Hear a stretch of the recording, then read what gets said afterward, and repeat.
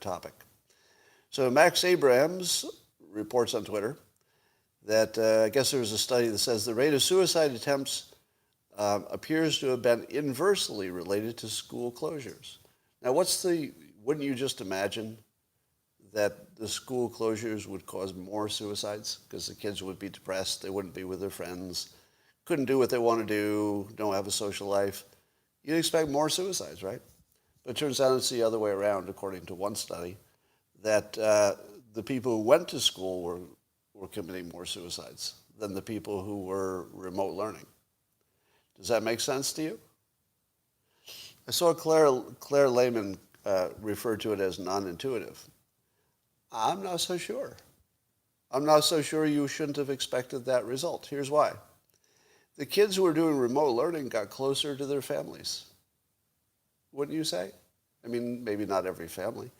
But if you stay home all day and you don't have the option of playing with your friends, you end up getting a little closer to your family, I would think. So I would think that would reduce suicides. You're more supervised, you're closer to your family. But also, I don't think people quite realize the toxic lethality of bullying. The bullying happens when you go to school, doesn't it? Yeah, there's bullying online, but I have to think that the in-person stuff is the bad stuff. And it's the bullying that causes people to kill each other. If you take a loner and you say, hey, you loner, how do you feel? They might say, everybody else is happy, but I'm a loner, so, I need to end things. But what if the loner knows that everybody's a loner? Suddenly everybody's a loner. You're on the same boat. All the popular people, they're loners during the pandemic.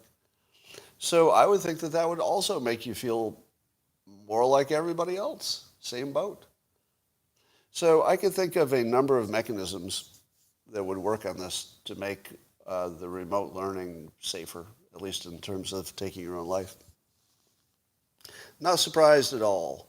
All right, here's another surprise.